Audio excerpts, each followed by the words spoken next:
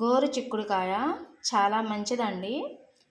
గోరు చిక్కుడుకాయతో చాలా రకాలు చేస్తారు చాలామంది. పల్లెటూరోళ్ళైతే ఒక రకం చేస్తారు, సిటీ వాళ్ళైతే ఒక రకం చేస్తారు. మా అమ్మ వాళ్ళైతే గోరు చిక్కుడుకాయలని ఉడకబెట్టి చిన్నులపాయ కారం అని ఉండిద్ది కదా, అది చల్లేసేస్తారు.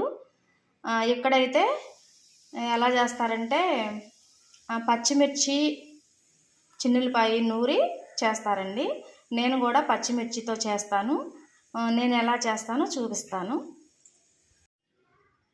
చిక్కుడుకాయలు కాస్త ఉప్పేసి ఉడకబెట్టానండి. పచ్చిమిర్చి చిన్నులపాయ నూరుకొని పక్కన పెట్టాను. ఇప్పుడు వీటితో తాలింపేస్తాను. తాలింపులో పచ్చిమిర్చి వేసామంటే గుమాయించి కొడుతుందండి వాసన. ఇప్పుడు చిక్కుడుకాయలు వేసేస్తాను.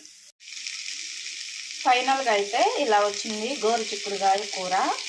ఇప్పుడు కొంచెం కొబ్బరి వేస్తాను ఇందులో. ఇప్పుడు కొబ్బరి అయితే వేస్తానండి. ఈ కొంచెం కొబ్బరి అయితే సరిపోతుంది. పచ్చి కొబ్బరి ఉంటే పచ్చి కొబ్బరి వేసుకోవచ్చు, లేదా ఎండు కొబ్బరి అయినా వేసుకోవచ్చు. ఏదైనా వేసుకోవచ్చు అండి, ఇబ్బంది ఏమి ఉండదు. కొబ్బరి వేస్తేనే చాలా బాగుంటుంది.